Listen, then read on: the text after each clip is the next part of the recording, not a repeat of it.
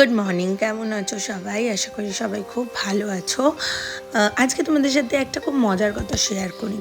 আমি জানো তো, যখন বিয়ের আগে অবধিও যদি আমি বলি, ইভেন বিয়ের পরেও আই হেট টি। আমার চা ব্যাপারটা একদম ভালো লাগতো না। আই ওয়াজ অলওয়েজ ওয়ান্ডারিং, একটা মানুষ কি করে চা খায়, এত কি ভালো লাগে চায়ে। আমি যখন শুনতাম যে লোকের চায়েরও নেশা হয়, সো আই ওয়াজ লাইক, মানে এটাও পসিবল, এটা কি হতে পারে? বাট নাও আ ডেজ সকালবেলা ঘুম থেকে উঠে এক কাপ আদা চা না হলে আমারও যেন মনটা কেমন করে। তো এখন আমি বুঝতে পারি যে অ্যাকচুয়ালি এটা হয়, ইট হ্যাপেন্স। বলে না, নিজের সাথে যতক্ষণ না হচ্ছে ততক্ষণ অবধি তুমি বুঝবে না। তো ইটস লাইক দ্যাট অনলি। তো আজকে সকাল সকাল ডুগু স্কুলের জন্য আমি বানিয়ে নিচ্ছি এখানে বিটের পরোটা। তোমরা যারা আগেও আমার ভিডিও ফলো করেছো তারা জানো আমি বিটের পরোটা ডুগুকে মাঝে মধ্যেই বানিয়ে দিই। জাস্ট দ্যাট, বিটের পরোটা বানানোর জন্য বিটটাকে মিক্সিতে একটুখানি তুমি পেস্ট করে নেবে। এবার ওই পেস্টটা দিয়েই তুমি আটাটা মেখে নেবে, ব্যাস। তারপরে নিজের মতো করে বেলে, আর হ্যাঁ, এটাতে কিন্তু জলটা ইউজ করবে না, কারণ বিটের মধ্যেই জল থাকে, ওটা দিয়েই হয়ে যায়। এবার ওটার মধ্যে তুমি যতটুকু দরকার ততটুকু করবে। এখানে আমি ডুগুকে পরোটাও বানিয়ে দিচ্ছি, মানে পরোটার মতো দেখতে বানিয়ে দিচ্ছি, কারণ ওর একটুখানি ট্রায়াঙ্গুলার শেপের আজকে পরোটা খেতে ইচ্ছা হয়েছিল।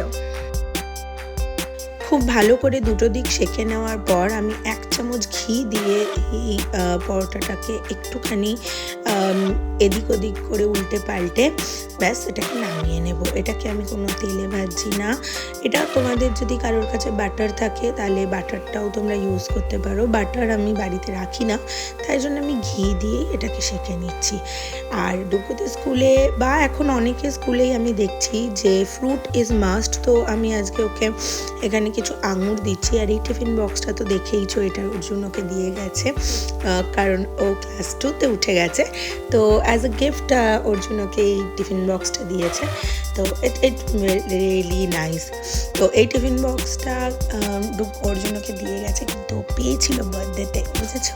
আমরা আসলে সবারই দেওয়া জিনিসগুলো ইউজ করি, কিন্তু একটা একটা করে। একবারে সব কিছু নামিয়ে ফেললে, বাচ্চাকে একেবারে সব কিছু দিয়ে দিলে কি হয়, সব কটা জিনিসই একসাথে নষ্ট হয়ে যায়। এই একটা একটা করে ইউজ করলে সব কিছু সুন্দর থাকে।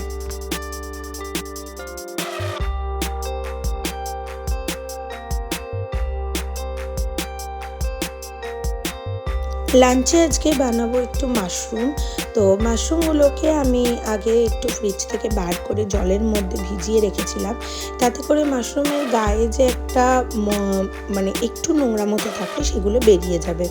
একটা একটা করে মাশরুমগুলোকে ছুলে নিচ্ছি। তোমরা দেখো, একটু জাস্ট ছাড়িয়ে নিয়ে মাশরুমগুলোকে এরকম পিস পিস করে কেটে নেবো। এদিকে কড়াইতে আমি মটরশুঁটি সেদ্ধ করতে বসিয়ে দিয়েছিলাম। বানাবো আজকে মাটার মাশরুম।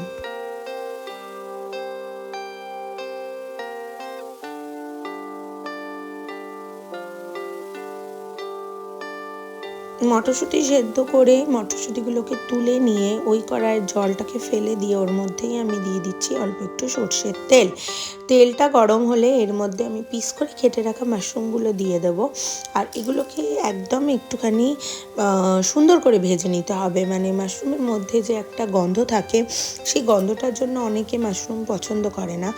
যতক্ষণ না মাশরুমটাকে তুমি সুন্দর করে ভাজছো ততক্ষণ কিন্তু ওই গন্ধটা যায় না। ওই জন্য মেক শিওর কি মাশরুমটা তুমি অলওয়েজ সুন্দর করে ভেজে নিচ্ছ রান্না করার আগে।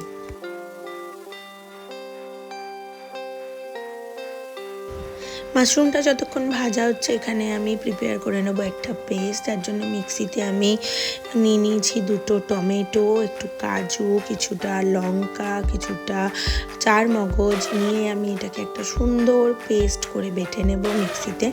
2-3 বার ঘোরালেই মিক্সিতে সুন্দর করে পেস্টটা রেডি হয়ে যাবে। এদিকে দেখো মাশরুমগুলো ভাজা হয়ে গেছে।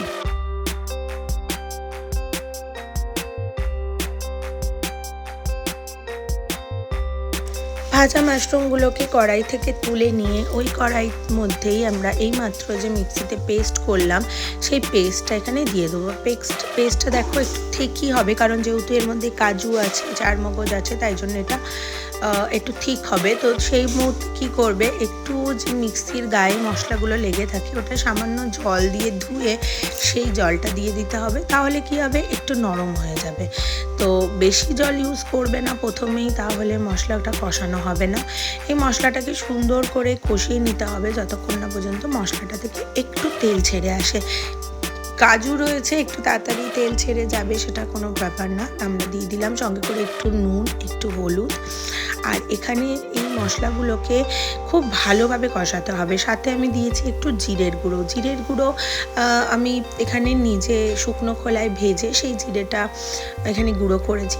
এই শুকনো খোলায় ভাজা গুঁড়োর জিরের কিন্তু একটা সুন্দর স্বাদ থাকে।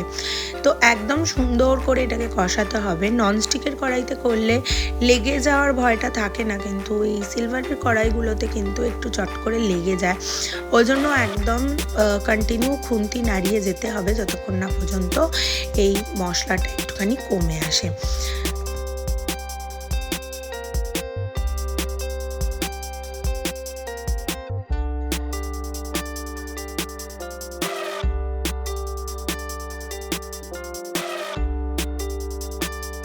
মশলাটা দেখো একটু কষে এসেছিলো, তখন এর মধ্যে আমি সামান্য একটুখানি জল দিয়ে আগের থেকে সেদ্ধ করে রাখা মটরগুলোকে দিয়ে তার মধ্যে মাশরুম দিয়ে ফুটিয়ে নিয়েছি। পরের ক্লিপগুলো রেকর্ড করতে ভুলে গেছি, তো তার জন্য আমি সো সরি। আর এখানে বিকেলবেলা ডুগু সন্ধ্যে এখানে ব্যায়াম করছিল, তো সেটাও তোমাদেরকে হাতে একটু শেয়ার করলাম। এখন এটা আমার একটা নতুন হবি হয়েছে যোগা করা। So it's good for health, তাই জন্য কিছু বলি না। তো ও খুব সুন্দর করে নিজের মতো করে করছে। তো ব্যাস আজকের মতো এখানেই ভিডিওটা শেষ করছি। কালকে আসবো নতুন একটা ভিডিও নিয়ে। ততক্ষণ পর্যন্ত পাশে থেকো, সাথে থেকো। টাটা।